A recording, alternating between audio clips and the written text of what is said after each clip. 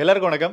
ஐபிஎல்ல எப்போதுமே இனோவேஷன் வந்துட்டே இருக்கும். அப்பேற்பட்ட ஒரு நல்ல இனோவேஷன், ஒரு வித்தியாசமான இனோவேஷன் எது அப்படின்னு பார்த்தீங்கன்னா இம்பாக்ட் பிளேயர் ரூல். அது மேலே நிறைய பேர் விமர்சனம் வைக்கிறாங்க, சில பேர் ஆதரிக்கிறாங்க.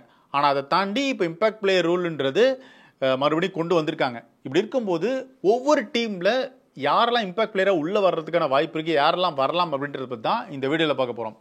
இதில் முதல்ல வருது சிஎஸ்கே. இந்த டீமில் ரெண்டு ஆப்ஷன் இருக்குது. ஒன்று தீபக் கூடா, இன்னொன்று அன்ஷுல் கம்போஜ். தீபக் கூடாவை பொறுத்த வரைக்கும் சமீப காலங்களில் எல்எஸ்ஜிக்காக விளையாடினாரு. அவர் சரியாக பெர்ஃபார்ம் பண்ணவே இல்லை. ஆவரேஜ், ஸ்ட்ரைக் ரேட்டு எதுவுமே சரியாக ஒர்க் அவுட் ஆகலை. ஒரு ப்ராப்பரான ஆல்ரவுண்டராக கூட அவர் இல்லை. ஆனால் அவருக்கான டிமாண்ட் இந்த ஐபிஎல் ஆப்ஷனில் இருந்தது. இம்பாக்ட் பிளேயர் அப்படின்ற ஒரு கான்செப்டுக்காகவே சிஎஸ்கே எடுத்த மாதிரி தான் தோணுது.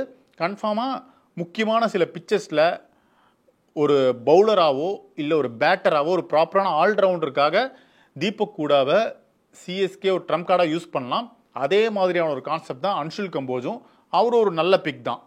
இதில் அடுத்ததாக வருது கேகேஆர். இதுலேயுமே ஒரு ரெண்டு ஆப்ஷன் இருக்குது. ஒன்று மயங்க் மார்க்கண்டே, இன்னொன்று மனிஷ் பாண்டே.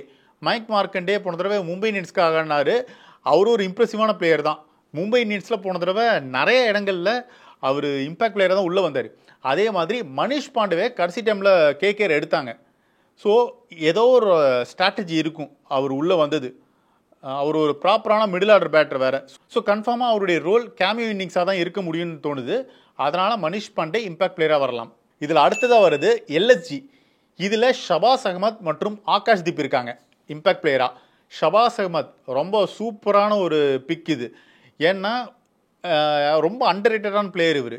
இவர் எப்பேற்பட்ட பிளேயர்னா ரவீந்தர் ஜடேஜா, வாஷிங்டன் சுந்தர் மாதிரியான லுக்கலைக் ரீப்ளேஸ்மெண்ட் தான். இவர் இந்தியன் டீமுக்குள்ளே ஃபியூச்சரில் ரெகுலர் மெம்பராக கூட வரதுக்கான வாய்ப்பு இருக்குது. அந்தளவுக்கு நல்லா விளையாடக்கூடியவர். அதே மாதிரி ஆகாஷ் தீப்பும் டக்குன்னு கேம் சேஞ்ச் பண்ணக்கூடியவர். ஸோ இவரும் ஒரு நல்ல இம்பாக்ட் பிளேயராக உள்ள வரதுக்கான வாய்ப்பு இருக்குது.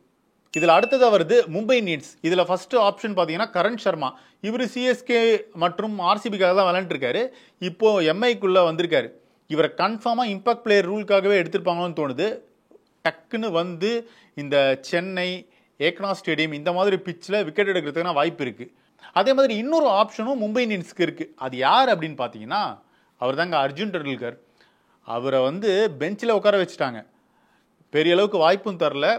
ஃபஸ்ட் டேல வந்து அவர் அன்சோல்டாக போயிட்டார். ஆனால் கடைசி டைமில் அவர் சோல்டுன்னு வந்துருச்சு. ஸோ கன்ஃபார்மாக இதுக்காக அவரை இம்பாக்ட் பிளேயராக கூட யூஸ் பண்ணுறதுக்கான சான்ஸ் இருக்குது. பண்ணி தான் ஆகணும், வேறு வழி இல்லைன்னு தோணுது. அடுத்ததாக வருது டெல்லி கேபிட்டல்ஸ். இதுலேயும் ரெண்டு ஆப்ஷன் இருக்குது. ஒன்று சமீர் ரிஸ்வி, இன்னொருத்தவர் மோஹித் சர்மா. சமீர் ரிஸ்வி சிஎஸ்கேக்காக விளையாடினாரு. எங்கே விளையாடினாருன்னு நீங்கள் கேட்கலாம். பெரிய அளவுக்கு அவருக்கு ஆப்பர்ச்சுனிட்டியே கிடைக்கல. ஆனால் இந்த டெல்லி கேபிட்டல்ஸில் ஒரு இம்பாக்ட் பிளேயராக வரதுக்கான வாய்ப்பு இருக்குது. அதுக்கான ஆப்பர்ச்சுனிட்டி நிறையவே இருக்குன்னு தான் தோணுது. அதே மாதிரி மோஹித் சர்மா, அதாவது சீனியர் பிளேயர்ஸ்லாம் சில பேர் கம்பேக் கொடுப்பாங்கள்ல, அந்த மாதிரி ஐபிஎல் மூலமாக இவர் அற்புதமான ஒரு கம்பேக் கொடுத்தாரு.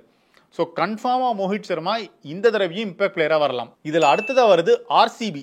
ஆர்சிபியோடைய முதல் ஆப்ஷன் யாருன்னா இம்பாக்ட் பிளேயருக்காகவே உள்ளே வந்த ஒரு பிளேயர் அவர் தான் சுயாஷ் சர்மா. கேகேஆர் அவரை எவ்வளோ யூஸ் பண்ண முடியுமா பண்ணிட்டாங்க. அந்தளவுக்கு இம்பாக்ட் பிளேயராக யூஸ் பண்ணி கேமை சேஞ்ச் பண்ணிட்டே இருந்தார். உண்மையிலேயே இம்ப்ரெசிவான பிளேயர், நல்லாவே இம்பாக்ட் கிரியேட் பண்ணார். இதில் இன்னொரு பிளேயர் இருக்கார், அவர் தான் தேவ்தத் படிக்கல். இவருமே போன தடவை நிறைய இடங்களில் இம்பாக்ட் பிளேயர் உள்ளே வந்தார். ஸோ இப்போ ஆர்சிபிக்குள்ளே அவர் எப்படி பெர்ஃபார்ம் பண்ண போகிறார் நம்ம பொறுத்திருந்து பார்ப்போம். இதில் அடுத்ததாக வருது எஸ்ஆர்ஹெச். அதில் முதல் ஆப்ஷன் யாருன்னா அதர்வா டைடே. இவர் ஒரு நல்ல பிக் தான். கன்ஃபார்மாக இவர் ஒரு கேம் சேஞ்ச் பண்ணுவார். அப்புறமா முக்கியமான ஆள் இருக்கார், சிமர்ஜித் சிங் இருக்கார். ஆக்சுவலாக அவர் சிஎஸ்கேக்காக விளையாடினாரு. ஏற்கனவே இம்பாக்ட் பிளேயரெல்லாம் இருந்திருக்காரு. ஸோ சிமர்ஜித் சிங்கும் ஒரு நல்ல பிக் எஸ்ஆர்ஹெச். இது சொல்லப்போனால் அவரை நிறைய மேட்சஸில் இம்பாக்ட் பிளேயரை ட்ரை பண்ணுறதுக்கான வாய்ப்பு இருக்குது.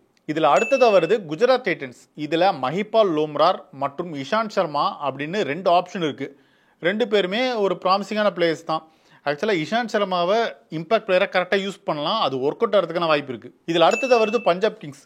வைஷக் விஜயகுமார் மற்றும் விஷ்ணு வினோத்னு ரெண்டு முக்கியமான இம்பாக்ட் பிளேயர்ஸ் இருக்காங்க. ஏன்னா இவங்க உண்மையிலே இம்பாக்ட் கிரியேட் பண்ணுறாங்க. அதான் அப்படி சொல்கிறேன். வைஷக் விஜயகுமார்லாம் பார்த்தீங்கன்னா கர்நாடகாவாக விளையாடின ஒரு சூப்பரான டொமஸ்டிக் பிளேயர். அவரை கரெக்டாக க்ரூம் பண்ணால் அவர் இன்னுமே நிறைய உயரங்கள் தொடுவார். ஏன்னா அந்தளவுக்கு செம டேலண்டடான பிளேயர் அவர். அதே மாதிரி விஷ்ணு வினோத்தும் டொமஸ்டிக் லெவலில் நல்லாவே பெர்ஃபார்ம் பண்ணக்கூடியவர் T20 ஃபார்மேட்டில். ஸோ இந்த ரெண்டு பேருமே பஞ்சாப் கிங்ஸ்க்கு நல்ல பிக்காக தான் இருக்காங்க. இதில் கடைசியாக வருது ராஜஸ்தான் ராயல்ஸ். சுபம் துபே மற்றும் ஆகாஷ் மாத்வல்னு ரெண்டு ஆப்ஷன்ஸ் இருக்குது. ஏன்னா இவங்க ரெண்டு பேருமே ஒரு பார்ட் டைம் ஆல்ரவுண்டர் மாதிரி தான் இருப்பாங்க. சுபம் துபேலாம் பார்த்தீங்கன்னா spin bowling allrounder, Akash Madhwal pace bowling allrounder. So இவங்க எப்போ வேணால் கேமை சேஞ்ச் பண்ணலாம். ஆர்ஆரோடைய நல்ல பிக்காக தான் இருக்குது. ஸோ இதெல்லாம் தான் IPL 2025ல ஒவ்வொரு டீம்ஸுமே இம்பாக்ட் பிளேயர்ஸாக இவங்களை யூஸ் பண்ணுறதுக்கான சான்ஸ் இருக்குன்னு நாங்கள் சொல்கிறோம். இதை பற்றி உங்களுடைய கருத்துக்களை பதிவு பண்ணுங்கள். கன்ஃபார்மாக என்னுடைய கருத்தும் உங்களுடைய கருத்தும் மாறலாம். அப்படி மாறினாலும் நீங்கள் அதை சொல்லுங்கள். நம்ம இதை பற்றி தொடர்ந்து பேசுவோம். இது ஒன் இண்டியாவுக்காக ஆனந்தன்.